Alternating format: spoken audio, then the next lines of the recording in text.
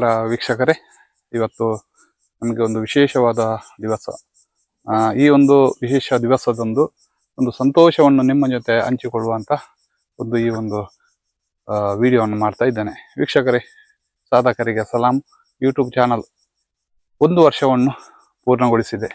ಈ ಒಂದು ಸಂದರ್ಭದಲ್ಲಿ 150ಕ್ಕಿಂತ ಅಧಿಕ ವಿಡಿಯೋಗಳು, ಅದರ ಮಾಹಿತಿಗಳು, ಅದರ ಒಂದು ಸಂದರ್ಶನ ಎಲ್ಲವೂ ನಿಮಗೆ ತಲುಪಿದೆ ಅಂತ ಭಾವಿಸ್ತೇನೆ. ಈ 1 ವರ್ಷದ ಒಂದು ಸಾರ್ಥಕತೆಯ ಹಿಂದೆ ತುಂಬ ಜನರಿದ್ದಾರೆ. ಅವರನ್ನು ನಾವು ಖಂಡಿತ ಸ್ಮರಿಸಬೇಕು. ಯಾಕಂತ ಹೇಳಿದರೆ, ನಮಗೆ ಹೆಗಲಿಗೆ ಹೆಗಲುಗೊಟ್ಟು ನಾವು ಏನೆಲ್ಲ ಮಾಡಬೇಕು, ಯಾವ ವಿಚಾರವನ್ನು ಜನರಿಗೆ ಮುಟ್ಟಿಸಬೇಕು, ಎಲ್ಲ ಮಾಹಿತಿ ನಮಗೆ ನೀಡುತ್ತಾ ಪ್ರೋತ್ಸಾಹಿಸುತ್ತಾ ಬಂದಿರುವಂತಹ ಒಂದು ಅಲ್ಪ ಜನರನ್ನು ನಾನು ಇಲ್ಲಿ ಉಲ್ಲೇಖಿಸ್ತೇನೆ. ಮೊದಲಾಗಿ ನಾನು ಶಿವಪ್ರಸಾದ್ ಮಲೆಬೆಟ್ಟು ಅವರನ್ನು ಸಹ ಮೊದಲು ನಾನು ಸ್ಮರಿಸುತ್ತೇನೆ. ಯಾಕಂತ ಹೇಳಿದ್ರೆ, ಅವರು ಸಹ ಒಂದು ಯೂಟ್ಯೂಬ್ ಚಾನಲ್ ಶುರು ಮಾಡಿ ತುಂಬ ಕಷ್ಟಪಟ್ಟು ಮೇಲೆ ಬಂದವರು. ಅದೇ ರೀತಿ ನಮಗೂ ಸಹ ಅವರು ಪ್ರೇರಣೆಯಾಗಿದ್ದಾರೆ.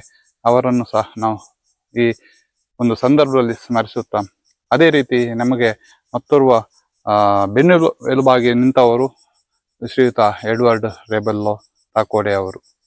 ತುಂಬ ಒಂದು ಪರಿಸರ ಜ್ಞಾನವನ್ನು ಹೊಂದಿರುವಂತಹ ವ್ಯಕ್ತಿಯವರು. ಅವರನ್ನು ಸಹ ನಾವು ಸ್ಮರಿಸುತ್ತೇವೆ. ಅದೇ ರೀತಿ ನಮಗೆ ಸಹಕಾರ ನೀಡಿದಂತಹ ತುಂಬ ಜನರಿದ್ದಾರೆ. ಆದರೆ ಸ್ವಲ್ಪ ಜನರ ಒಂದು ಹೆಸರು ಹೇಳ್ಬೇಕಾದ್ರೆ, ಅನಿಲ್ ಡಿಸೋಜ ಉಜಿರೆ, ಅದೇ ರೀತಿ ನಮಗೆ ನಮ್ಮ ಶೂಟಿಂಗ್ಗೆ ಕೆಲಸ ಮಾಡಿದಂತಹ ಇತರರು ತುಂಬ ಜನ ಇದ್ದಾರೆ. ಅವರನ್ನು ಸಹ ನಾವು ಸ್ಮರಿಸುತ್ತೇವೆ. ಪ್ರತ್ಯೇಕವಾಗಿ ನಮಗೆ ಸಬ್ಸ್ಕ್ರೈಬರ್ ಮತ್ತೆ ಶೇರ್ ಮಾಡಿ ತುಂಬ ಜನರು ಸಹಕಾರ, ತಮ್ಮ ಅಮೂಲ್ಯವಾದ ಒಂದು ಸಮಯವನ್ನು ನಮಗೆ ನೀಡ್ತೀರಿ, ಫೋನ್ ಮಾಡ್ತೀರಿ, ಅದೇ ಕಮೆಂಟ್ಸ್ ಮಾಡ್ತೀರಿ. ನಿಮ್ಗೆಲ್ಲರಿಗೂ ಭಗವಂತನು ಆಯುರಾರೋಗ್ಯವನ್ನು ನೀಡಿ ಹರಸಲಿ, ಕಾಪಾಡಲಿ ಎಂದು ನನ್ನ ಪ್ರಾರ್ಥನೆ ಆಗಿರ್ತದೆ. ವೀಕ್ಷಕರೇ, ಖಂಡಿತವಾಗಿಯೂ ಒಂದು ಒಳ್ಳೆಯ ಒಂದು ವಾತಾವರಣ ನಿರ್ಮಾಣವಾಗಬೇಕಾದ್ರೆ ಒಳ್ಳೆಯ ಜನರು ನಮಗೆ ಸಿಗಬೇಕು. ಒಳ್ಳೆಯ ಕೃಷಿ ಮಾಡಬೇಕಾದ್ರೆ ನಮಗೆ ಅದರ ಮಾಹಿತಿ ನೀಡುವಂತಹ ವ್ಯಕ್ತಿಗಳು ಬೇಕು. ಇಂತಹ ವ್ಯಕ್ತಿಗಳು ತುಂಬ ಜನ ಇದ್ದಾರೆ. ಅಂತಹ ವ್ಯಕ್ತಿಗಳಲ್ಲಿ ಇವತ್ತು ನಾನು ನಿಮಗೆ ಒಬ್ಬರನ್ನು ಪರಿಚಯ ಮಾಡ್ತಾ ಇದ್ದೇನೆ. ಅವರು ನಮ್ಮವರೇ, ನೀವು ನೋಡಿದಂಥವರೇ, ನೀವು ಸಹ ಅವರ ಅನುಭವವನ್ನು ಪಡೆದವರೇ ಆಗಿದ್ದೀರಿ. ಇದ್ದವರು ಇವತ್ತು ಆ ವಿಡಿಯೋವನ್ನು ನೀವು ನೋಡಿ ಒಂದು ಸಣ್ಣ ಮಾಹಿತಿಯನ್ನು ನಿಮಗೆ ನೋಡ್ತೇನೆ. ಅದರ ಬಗ್ಗೆ ಒಂದು ಒಳ್ಳೆಯ ಒಂದು ವಿಚಾರವನ್ನು ನಿಮಗೆ ತಿಳಿಯಪಡಿಸ್ತೇನೆ. ಯಾಕಂತ ಹೇಳಿದ್ರೆ, ಯಾವುದಾದ್ರೂ ಒಂದು ಸಾಧನೆ ಮಾಡಬೇಕಾದ್ರೆ ಅದರ ಹಿಂದೆ ಒಂದು ತ್ಯಾಗ, ಒಂದು ಶ್ರಮ ಮತ್ತು ಅದರ ಒಂದು ಬದ್ಧತೆಯನ್ನು ಅವರು ಹೊಂದಿರಬೇಕು. ಅಂತಹ ವ್ಯಕ್ತಿಗಳಲ್ಲಿ ಇವತ್ತು ಒಬ್ಬರು ಇದ್ದಾರೆ. ಶ್ರೀಯುತ ಎಡ್ವರ್ಡ್ ರೆಬೆಲ್ಲೋ ತಾಕೋಡೆ ಅವರ ಮನೆಗೆ ನಾವು ಬಂದಿದ್ದೇವೆ. ತುಂಬ ಜನ ನೀವು ನಮಗೆ ಕೇಳ್ತಿದ್ರಿ, ಅವರ ಒಂದು ವಿಡಿಯೋ ಮಾಡಿ ಅವರ ಒಂದು ಕೃಷಿಯನ್ನು ತೋರಿಸಿದ. ಆದ್ದರಿಂದ ವೀಕ್ಷಕರೇ, ಖಂಡಿತ ಅವರ ಮನೆಗೆ ನಾವು ಬಂದಿದ್ದೇವೆ. ಅವರನ್ನು ನಿಮಗೆ ಪರಿಚಯಿಸ್ತಿದ್ದೇನೆ. ಈ ಒಂದು ವರ್ಷದ ನಮ್ಮ ಒಂದು ಸಂದರ್ಭದಲ್ಲಿ, ಈ ವರ್ಷದ ಒಂದು ಆಚರಣೆಯ ಸಂದರ್ಭದಲ್ಲಿ ಈ ಒಂದು ವಿಡಿಯೋ ನಿಮಗೆ ಅವರಿಗೆ ಅರ್ಪಣೆ ಮಾಡ್ತಾ ಇದ್ದೇನೆ. ಬನ್ನಿ. ನೋಡಿ ವೀಕ್ಷಕರೇ, ನಮ್ಮ ಜೊತೆ ತಾಕೋಡೆ ಚರ್ಚಿನ ಧರ್ಮಗುರುಗಳಾದ ರೋಹನ್ ಲೋಬೋ ರವರಿದ್ದಾರೆ. ಅವರು ನಮ್ಮ ಕೃಷಿ ಪಂಡಿತ ಅಂತ ಏನು ಬಿರುದು ಪಡೆದಿದ್ದಾರೆ, ಎಡ್ವರ್ಡ್ ರೆಬೆಲ್ಲೋ ಅವರ ಬಗ್ಗೆ ಸಣ್ಣ ಅವರ ಅನಿಸಿಕೆಯನ್ನು ವ್ಯಕ್ತಪಡಿಸಲಿಕ್ಕೆ ನಮ್ಮ ಜೊತೆ ಇದ್ದಾರೆ. ಫಾದರ್, ನಿಮಗೆ ಈ ಕಾರ್ಯಕ್ರಮಕ್ಕೆ ಸ್ವಾಗತವಾದ. ಫಾದರ್, ಎಡ್ವರ್ಡ್ ರೆಬೆಲ್ಲೋ ರವರ ಬಗ್ಗೆ ನಿಮ್ಮ ಒಂದು ಅನಿಸಿಕೆ ಏನು ಫಾದರ್? ಶ್ರೀ ಎಡ್ವರ್ಡ್ ರೆಬೆಲ್ ರವರು ನಮ್ಮ ಚರ್ಚಿನ ಸದಸ್ಯರು ಹಾಗೂ ಕೃಷಿ ಕ್ಷೇತ್ರದಲ್ಲಿ ತುಂಬಾ ಅನುಭವ ಹೊಂದಿದವರು. ಅವರಿಗೆ ಕೃಷಿ ಕ್ಷೇತ್ರದ ವಿವಿಧ ಜಾಗಗಳಿಗೆ ಅವರಿಗೆ ಅವರ ಮಾಹಿತಿಯನ್ನು ತುಂಬಾ ಜನ ಪಡೆದು ಅದರಿಂದ ಅವರಿಗೆ ಲಾಭ ಆಗಿದೆ. ಹಾಗೂ ಅವರ ಮುಖಾಂತರ ಕೃಷಿ ಕ್ಷೇತ್ರದಲ್ಲಿ ನಮ್ಮ ಜಿಲ್ಲೆಯಲ್ಲಿ ಹೇಳ್ಬೋದು, ಜಿಲ್ಲೆಯ ಹೊರಗೆ ಕೂಡ ಅವರ ಮಾಹಿತಿಯಿಂದ ತುಂಬಾ ಜನರಿಗೆ ಅದರಿಂದ ಲಾಭ ಆಗಿದೆ. ಹಾಗೂ ಅವರ ಈ ಕೃಷಿ ಕ್ಷೇತ್ರದಲ್ಲಿರುವ ಜ್ಞಾನವು ಅವರು ತಮ್ಮ ಸ್ವಾರ್ಥಕ್ಕಾಗಿ ಇಟ್ಟುಕೊಂಡಿಲ್ಲ, ಬದಲಾಗಿ ಅವರು ಯಾವಾಗಲೂ ಇತರರಿಗೆ ಉಪಯೋಗವಾಗುವಂತ ಕೆಲಸ ಮಾಡಿದ್ದಾರೆ. ನನಗೂ ಇಲ್ಲಿ ನಮ್ಮ ಚರ್ಚಿಗೂ ಬೇಕಾಗುವಂತಹ ಕೃಷಿ ವೆಜಿಟೇಬಲ್ ಏನಿದೆ, ನಮ್ಮ ತರಕಾರಿ ಬೀಜ ಇಂಥದನ್ನೆಲ್ಲ ನೀಡಿ ನಾನು ಕೂಡ ಇಲ್ಲಿ ಕೃಷಿಯನ್ನು ಮಾಡಿದ್ದೇನೆ. ಅವರು ಕೊಟ್ಟ ಬೀಜದಲ್ಲಿ ನಾನು ಕೂಡ ಇಲ್ಲಿ ಕೃಷಿ ಮಾಡಿದ್ದೇನೆ. ಹಾಗಾಗಿ ಅವರು ತಮ್ಮಲ್ಲಿ ಏನು ಅನುಭವ ಇದೆ ಅದು ಕೇವಲ ಅವರಲ್ಲಿ ಇಟ್ಟುಕೊಳ್ಳದೆ ಇತರರಿಗೆ ಅವರು ಹಂಚ್ತಾರೆ, ಅವರಲ್ಲಿ ಪ್ರೋತ್ಸಾಹ ಕೊಡ್ತಾರೆ ಹಾಗೂ ಮಾಹಿತಿ ನೀಡಿ ಅದನ್ನು ಹೇಗೆ ಬೆಳೆಸುವುದು ಇದೆಲ್ಲ ಮಾಹಿತಿ ಕೊಡುವುದು ಮಾತ್ರವಲ್ಲ, ಅದಕ್ಕೆ ಬೇಕಾಗುವಂತದ್ದು ಏನು ಎಲ್ಲಿ ಮಾಹಿತಿ ಸಿಗ್ತದೆ, ಎಲ್ಲಿ ವಸ್ತು ಸಿಗ್ತದೆ, ಎಲ್ಲಿ ನಾವು ಯಾರನ್ನು ಭೇಟಿ ಆಗ್ಬೇಕು ಎಂತ ಮಾಹಿತಿಯನ್ನು ಅವರು ನೀಡುವುದರ ಮುಖಾಂತರ ನಮ್ಗೆ ಒಂದು ಕೃಷಿ ಮಾಡುವುದಕ್ಕೆ ಒಂದು ಪ್ರೋತ್ಸಾಹ ಹಾಗೂ ನಾವು ಮನೆಯಲ್ಲೇ ಬೆಳೆದು ಅದು ಪೌಷ್ಟಿಕ ಅಂಶ ಏನಿದೆ ಅದರಿಂದ ನಾವು ನಮ್ಮ ಆರೋಗ್ಯಕ್ಕೆ ಬೇಕಾದಂತದ್ದು ಕೃಷಿಯನ್ನು ನಾವೇ ಮಾಡಿ ಹೇಗೆ ಮುಂದೆ ಬರ್ಬೋದು ಅಂತ ಹೇಳಿ ಅಂತಹ ಮಾಹಿತಿ ಕೊಡುವುದರಿಂದ ತುಂಬಾ ಜನರಿಗೆ ಅದು ಉಪಯೋಗ ಆಗ್ತದೆ.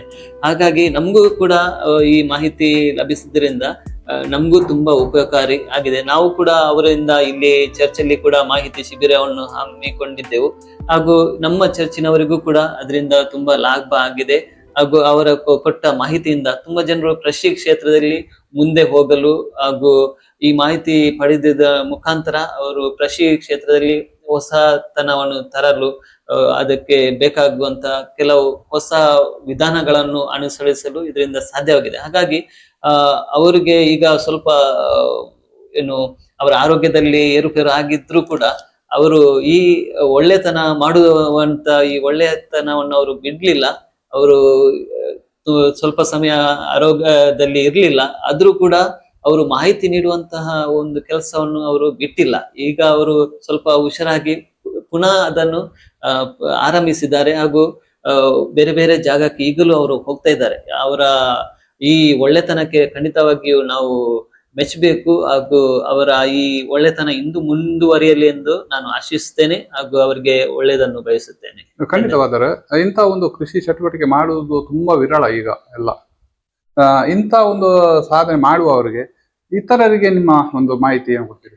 ಒಂದು ಈ ಆಧುನಿಕ ಸಮಾಜದಲ್ಲಿ ನಾವು ನೋಡುವುದಾದ್ರೆ ಈಗ ಕೆಲವು ಪ್ರದೇಶದಲ್ಲಿ ಜಾಗ ಕಡಿಮೆ ಆಗಿದೆ, ತುಂಬಾ ಜನರಿಗೆ ಕೃಷಿ ಮಾಡುವಂತಹ ಜಾಗ ಇಲ್ಲ, ಆದ್ರೂ ಯಾರಿಗೂ ಅವಕಾಶ ಇದೆ. ಇವನ್ ಏನು ಹೇಳ್ತಾರೆ, ನಾವು ಒಂದು ಚಟ್ಟಿಯಲ್ಲಿ ನಾವು ಗಿಡ ನೆಟ್ಟು ತರಕಾರಿ ಮಾಡುವಂತಹ ಅವಕಾಶ ಕೂಡ ಇದೆ. ನಮ್ಮಲ್ಲಿ ದೊಡ್ಡ ಜಾಗ ಇರ್ಬೇಕಂತಿಲ್ಲ, ಆದ್ರೂ ನಮ್ಮ ಏನು ಜಾಗ ಇದೆ, ಇವನ್ ನಾವು ಏನು ಹೇಳ್ತೇವೆ, ನಾವು ಒಂದು ಫ್ಲಾಟ್ ಅಲ್ಲಿ ನೆಲೆಸಿದ್ರು ನಮ್ಗೆ ಏನಾದ್ರೂ ನಮ್ಮ ಬಾಲ್ಕನಿಯಲ್ಲಿ ಆದ್ರೂ ಏನು ಸ್ವಲ್ಪ ಕೃಷಿ ಮಾಡಿ ನಮ್ಗೆ ಏನಾದ್ರೂ ತರಕಾರಿ ಬೆಳೆಸುವಂತ ಅವಕಾಶ ಈ ಸಾಧ್ಯ ಇದೆ. ಈಗ ಮನಸ್ಸು ನಾವು ಮಾಡಿದ್ರೆ ಖಂಡಿತವಾಗಿಯೂ ಸಾಧ್ಯ ಇದೆ. ಹಾಗಾಗಿ ನಾವು ಕೆಲವು ಸಾರಿ ಹೊರಗಡೆಯಿಂದ ತರುವಂತ ತರಕಾರಿ ಏನಿದೆ ಅದರಿಂದ ನಮ್ಗೆ ಜೀವಕ್ಕೆ ಎಷ್ಟು ಹಾನಿ ಇದೆ, ಕೆಲವು ಸಾರಿ ಕೆಮಿಕಲ್ಸ್ ಎಲ್ಲ ಹಾಕಿ ಎಲ್ಲ ನಾವು ಅದು ನಮ್ಗೆ ಸಿಗ್ತದೆ. ಹಾಗಿರುವಾಗ ನಮ್ಮ ಆರೋಗ್ಯಕ್ಕೆ ನಾವು ಆರೋಗ್ಯ ದೃಷ್ಟಿಯಲ್ಲಿ ನಾವು ನೋಡುವುದಾದ್ರೆ ಅದರಿಂದ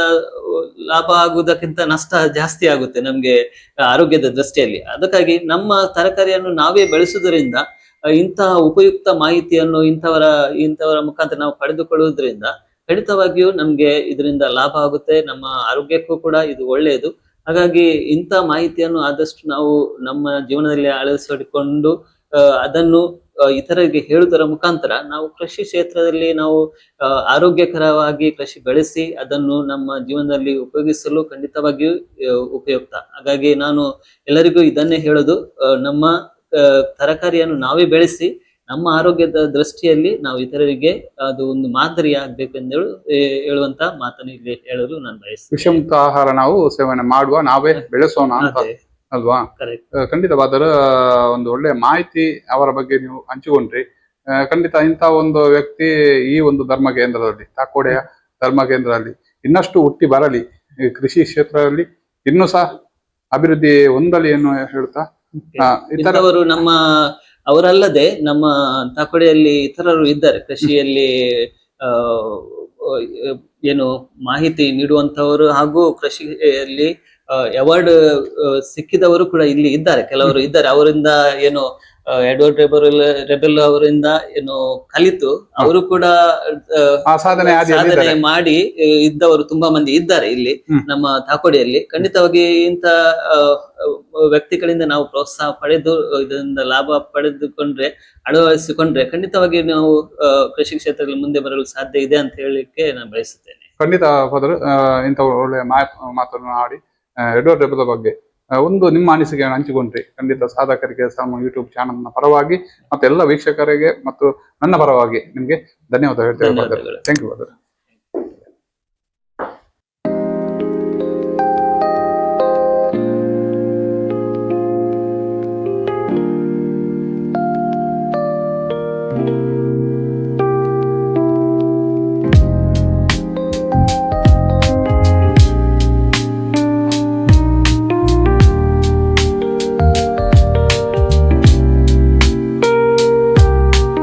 ವೀಕ್ಷಕರೇ, ಇದಾಗಿರುತ್ತದೆ ಎಡ್ವರ್ಡ್ ರೆಬೆಲ್ಲರ್ ಅವರ ಮನೆ. 2 ವರ್ಷದ ಹಿಂದೆ ಅವರ ಮಕ್ಕಳು ಅವರು ಸೇರಿ ತುಂಬಾ ಕಷ್ಟಪಟ್ಟು ನಿರ್ಮಿಸಿದಂತ ಈ ಒಂದು ಮನೆಯ ಪರಿಸರ. ಇಲ್ಲಿ ನಿಮಗೆ ಕೃಷಿಯನ್ನು ಅಷ್ಟು ಕಾಣಲಿಕ್ಕೆ ಸಿಗುವುದಿಲ್ಲ. ಯಾಕಂದ್ರೆ ಹೇಳಿದ್ರೆ ಇದೆಲ್ಲ 2 ವರ್ಷದ ಹಿಂದೆ ಮಾಡಿದಂತಹ ಇವರ ಕೃಷಿಯಾಗಿದೆ. ಯಾಕಂದ್ರೆ ಅವರ ಮನೆ ಇಲ್ಲಿ ತುಂಬಾ ಕೆಳಗೆ ಇತ್ತು. ಈಗ ಅವರು ಈ ರಸ್ತೆ ಬದಿಯ ಒಂದು ಪ್ರದೇಶಕ್ಕೆ ಬಂದಿದ್ದಾರೆ. ಬನ್ನಿ ಅವರ ಜೊತೆ ನಾವು ಮಾತುಕತೆ ಮಾಡುವ. ನೋಡಿ ವೀಕ್ಷಕರೇ, ನಮ್ಮ ಜೊತೆ ಈಗ ಇದ್ದಾರೆ ಶ್ರೀ ಎಡ್ವರ್ಡ್ ರೆಬೆಲ್ಲೋ ಕಾಕೋಡೆ. ಇಷ್ಟು ಸಮಯದಲ್ಲಿ ನಾವು ಇತರರನ್ನು ಸಂದರ್ಶಿಸಿ ಅವರ ಮಾಹಿತಿಯನ್ನು ನೀಡ್ತಾ ಇದ್ದೇವೆ. ಇವತ್ತು ನೀವು ಹೇಳಿದ ಹಾಗೆ ಎಡ್ವರ್ಡ್ ರೆಬೆಲ್ಲರ್ ಅವರ ಮನೆಗೆ ಬಂದು ಅವರ ಒಂದು ಪರಿಚಯವನ್ನು ನಿಮ್ಗೆ ನೀಡ್ತಾ ಇದ್ದೇನೆ. ಸರ್, ನಿಮ್ಗೆ ನಮ್ಮ ಈ ಕಾರ್ಯಕ್ರಮಕ್ಕೆ ಪ್ರೀತಿಯ ಸ್ವಾಗತ ಸರ್. ನಿಮ್ಗೂ ಕೂಡ ಸ್ವಾಗತ ಸರ್. ಹೇಗಿದ್ದೀರಿ ಸರ್? ಪರವಾಗಿಲ್ಲ, ಆರಾಮಿದ್ದೇನೆ. ಬೆಳಗಿನ ಕೆಲಸ ಎಲ್ಲ ಮಾಡಿ ಬೆಳಗಿನ ಕೆಲಸ ಎಲ್ಲ ನೀರೆಲ್ಲ ಬಿಟ್ಟಾಯಿತು ಅಲ್ವಾ? ಬೆಳಿಗ್ಗೆಲ್ಲ ಬಿಸಿ ಇರ್ತೇನೆ. ನಿಮ್ಮ ಒಬ್ಬೊಬ್ರದ್ದು ಫೋನ್ ಬರ್ತಾರೆ, ಇಲ್ಲಿ ಬನ್ನಿ ಅಲ್ಲಿ ಬನ್ನಿ, ಗಿಡ ಬೇಕು, ನರ್ಸರಿಗೆ ಕರೆದುಕೊಂಡು ಹೋಗಿ ಅಂತ. ಹಾಗೆ ಹೋಗ್ತಾ ಇದ್ದೇನೆ. ಮತ್ತೆ ಮನೆಯಲ್ಲಿ ಸ್ವಲ್ಪ ಸಾವಯವ ತರಕಾರಿ ಮಾಡ್ತೇನೆ. ಅದು ಕೈಗೆ ಸಿಗ್ತಾ ಇಲ್ಲ, ಕಷ್ಟಪಟ್ಟು ದುಡಿಯುವುದು. ಮಂಗಗಳ ಕಾಟ ವಿಪರೀತ.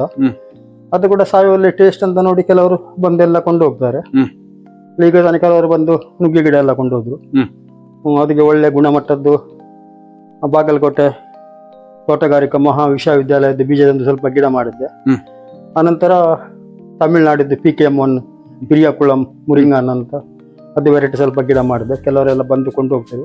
ನನ್ನದು ಉದ್ದೇಶ ಅಂದ್ರೆ ಇಷ್ಟೇ, ಎಲ್ಲರೂ ಯುವಕರು ಕೃಷಿ ಮಾಡಬೇಕು, ವೆರೈಟಿ ಹಣ್ಣಿನ ಗಿಡ ನೆಡಬೇಕು, ತರಕಾರಿ ಗಿಡ ಮಾಡಬೇಕು. ತಮಗೆ ಆದಷ್ಟು ವಿಷರಹಿತ ತರಕಾರಿ ಅವರು ಮನೆಯಲ್ಲಿ ಮಾಡಿ ತಿನ್ನಬೇಕು. ಅಂದರೆ ಇವತ್ತು ಗಂಭೀರವಾಗಿ ನಾವು ಪರಿಗಣಿಸಿದರೆ ಮಾರ್ಕೆಟ್ ತರಕಾರಿ ನೋಡುವಾಗ ವಿಪರೀತ ರಾಸಾಯನಿಕ ಔಷಧಿ ಕೀಟನಾಶಕ ಸುರಿಯುತ್ತಾರೆ, ಆನಂತರ ರಾಸಾಯನಿಕ ಗೊಬ್ಬರ ಸುರಿಯುತ್ತಾರೆ, ಮಣ್ಣು ಎಲ್ಲ ಸತ್ತು ಹೋಗ್ತದೆ. ಕೃಷಿ ಎಲ್ಲ ಮಾಡಲಿಕ್ಕೆ ಯುವಕರು ಸ್ವಲ್ಪ ಹಿಂದೇಟು ಆಗ್ತಾರೆ.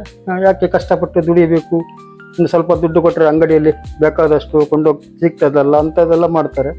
ಕೆಲವರಿಗೆ ಗೊತ್ತಿಲ್ಲದೆ ಪಾಪ ತಿಳುವಳಿಕೆ ಇರುವುದಿಲ್ಲ ಅಂತವರಿಗೆ ನಾನು ಇದೆಲ್ಲ ಅಂಗಡಿಯಿಂದ ತರುವುದು ನಾವು ವಿಷ ಅಂತ ಗೊತ್ತಿರುವುದಿಲ್ಲ, ಗೊತ್ತಿರುವುದಿಲ್ಲ. ಅವ್ರಿಗೆ ಗೊತ್ತಿಲ್ಲ.